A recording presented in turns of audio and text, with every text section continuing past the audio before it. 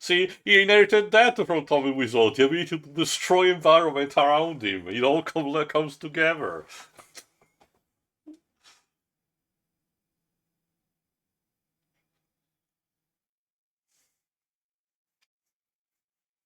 And yet, ready for one final bout of confusion, they come back to comfort him. Like, what, is this supposed to imply that there's good in them? That I in honestly think Johnny's it was death, supposed to they be can... an alternate take, and we just mashed the whole thing together. Also, there are sirens. Like, okay, if there are police in regards to the gunshot, what took you so long to come? There was no sign of anyone calling the police or ambulance, hospital, or anything. You can chalk it up to saying, oh, one of the neighbors heard the gunshot and called the police, out of being worried. That happens all the time.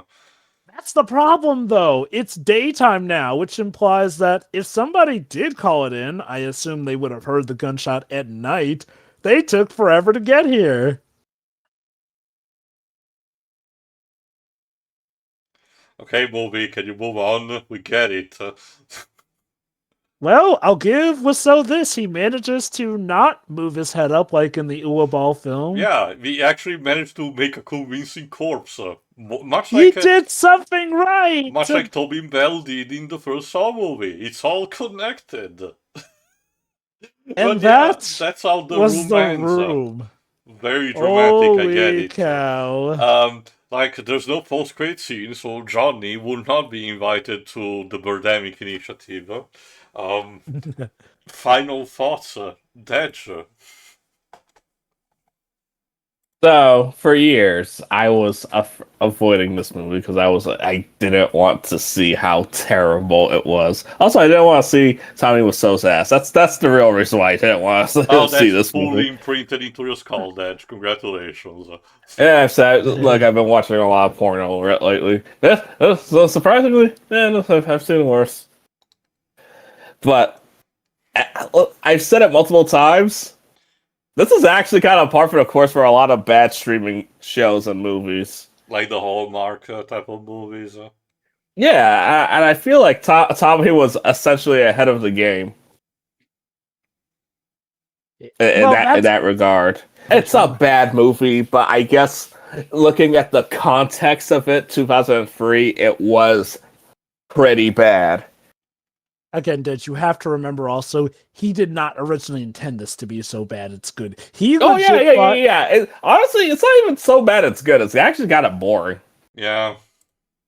Like, that's the thing, though. It's like, what makes it in the so bad it's good category is just everything but the plot when you think about it. The acting, the terrible set work and whatnot. But again, Tommy was so legit thought he was making gold with this one. I don't know what drugs he was on, but I hope he had a good enough time. Thank you, Kodak. It's genuinely fascinating that this actually was made. But I guess at the end of the day, follow your dreams, make whatever you want. Don't let anyone stop you from saying that you can't make it. Also, if you're going to be a writer, I have a handful of books that I should recommend to you to read because don't do this. Don't make the same mistakes he did. You see, Dej, what Tommy Wiseau will do next to show that he truly understands the craft is he will help fund and create a Blood at the Root movie. Oh God, no. I would not put it past him. Hold on. If he's funding it and we still have the same camera work production as this, Well, the problem with that is that Blood at the Root contains quite a bit, of action scenes where a lot of stuff is happening at the same time or in fast movement, and I can tell you that Tommy does not really have the capacity to handle that shit. He might as a best friend / Bean, since that one has some action in it, but again, who knows? Maybe he has it in him. And the fight with not Jesse with the gun was a preliminary shot for getting action. Alright, is everything like that, Edge? Yeah, I'm done. Next. Shova. what can I say? It's a classic in all the wrong ways. The score. Oh, Lord. The composer was trying. He makes a semi-epic sounding fantasy quest thing for the daring streets of San Francisco. Wait, what? Mixed and okay, I'm assuming they licensed those R&B songs. God forbid they actually made them specifically for those sex scenes. Jesus Christ. Like we said, the best shot sex scene, I guess, is the one on the stairs. Lord help us. And that's just the music and, like, the set work. Like, okay, it seems like he hired a professional in the camera work, so for the most part, it's shot competently enough. What doesn't help are some of the obvious green screen backgrounds. Jesus Christ. They're... Again, and mind you, maybe for the early 2000s they were fine. Obviously, this movie has not been helped the most by age. It doesn't look the worst, which is ironic given it's The Room we're talking about, but there's something. There was clearly an idea, but that idea was mangled by the script. Holy cow. Again, I say unironically, there are fan fictions that have been written better than this. I've been part of writing role plays where the idea is for each writer to contribute a section of a story the round robin that thing, has... I've been doing that too. Yeah, I've had sessions of those that make more narrative sense than this. And this was all apparently written by one guy. It's such a nonsensical story. It's such a stupid story. Almost every character is awful, except for our oh-so-heroic, charming, dear Johnny, who just wants to support a life, have a promotion and everything, and in the end is pushed to kill himself. Oh, pain. Oh, tragedy. Again, maybe there could be something compelling, but it's The Room. You know what's going to happen. They go back to the same plot lines over and over and over again. And yet some of the heavier ones they bring up so awkwardly and never bring them up. The breast cancer that the mom's having, never brought up again. Denny with his drug problem and the guy who wanted to kill him, nah, it's fine. Like, at most, maybe if we're giving this movie the benefit of a doubt, that was to set up the gun that Johnny uses at the end to kill himself, but again, that could be the case, or that could just be the movie spinning its wheels and we're giving it more credit than it deserves. Either is very, very, very possible. And Jesus Christ, the acting. Again, I don't know how much of the acting we can blame on the directing, but we sure as hell know who we can blame Johnny's acting on. It's Tommy Wiseau, starring actor and director, baby. I'm pretty sure he had pretty much complete say on how his performance went, and it's terrible. Apparently, he got better at acting in later films, I think by, again, Best Friends, Fiends. I'm not sure about much other stuff he's been in, but again, for this film, his debut of sorts. This is the kind of performance that I think would bury a career for most people.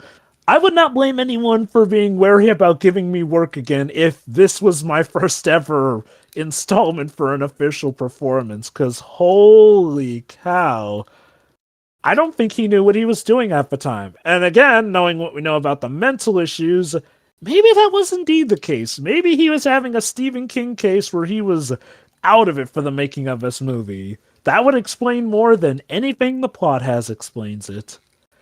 All that being said, it's The Room. Did terrible stuff happen in it and during the making of it? Maybe. And yet, I can't be mad at this movie's existence as a whole. Like, yeah, obviously, it's not good if, people were mistreated on set. I hope they're all doing better now, essentially. But the movie itself, actually seeing it in full, I get it. It's amazingly entertaining. It's one of those few bad movies I could actually watch on my own without needing to be a riff session because, well, again, look at it. It's The Room. It speaks for itself. So yeah, that's The Room. It's bad, but that is what makes it good in our hearts. Alright, yeah, I'll go next. It's still kind of a blast despite everything that has happened, but each time I get to rewatch it, something new pops up that I might have forgot from, a previous watching or not. Again, it's definitely your go-to drunk movie night, because this is perfect to riff upon it and just blast it. Yeah, again, the fact that what we got to know about Tommy in the meantime, unfortunately, sours the whole thing to an extent. But considering how very easy this movie is to find, even without official releases, you can easily circumvent that by not having to spend a dime on it. It's telling that Dwebs is not here because he couldn't really find any way to watch this movie. Apparently, again, not even Amazon Prime wants to stream this motherfucking thing, and yet they have so much wait. He garbage. can't even buy. He even couldn't buy it. Not digitally. He probably should have tried to find an actual, physical Blu-ray copy, which is weird. Usually Kex tend to have these. Yeah. But honestly, again, good for him for not spending spending money for the movie. Again, everything else is just stuff that we mentioned going on. This movie is a gigantic cock arc that is just between embarrassing, stereotypical, and something that not even Son Dojin will actually do. It's quite telling, admittedly. It is fascinating in how bad it is, and the fact that thanks to Disaster Artist, we got to know more about how it came to be. That makes it even better, if you ask me. The more years pass by, the more interested in the making of products, just how the magic did happen, Fun fact. Did you know that Tommy Wiseau had actually submitted this film to Paramount Pictures, hoping to get them on board as a distributor? It was early 2000 Paramount, so I don't even know what they were doing with their lives. No. You want to know the great thing? Tom Cruise. Usually it takes about 2 weeks to get a reply from a studio like that. The movie was rejected within 24 hours. They just said gigantic no. And even better, he tried to be the director of Fantastic Four in 2015. I mean, okay, wouldn't say that it would have been better than Josh Trank, but I do wonder what the end results would have been at the end of the day. But Dr. Doom talks about how everyone betrayed him, and that's why he was fed up with the world. I mean, that's somewhat in character to the degree. Anyway, again, that's pretty much it on my end. This movie's still a train wreck. I really hope Greg Sestero and the other actors did found better solace these days, especially now that the truth, came to light.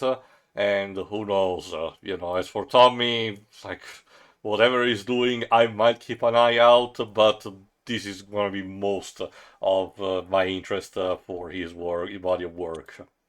So good time to mention that there's sort of a Little Room remake as well as that. Handled by Bob Odenkirk, if I recall correctly. Yes, yeah, there's supposed to be a remake by... Returns. No, why? I would just have to wonder if Bob Odenkirk managed to make some gold out of that, because it's Bob Odenkirk.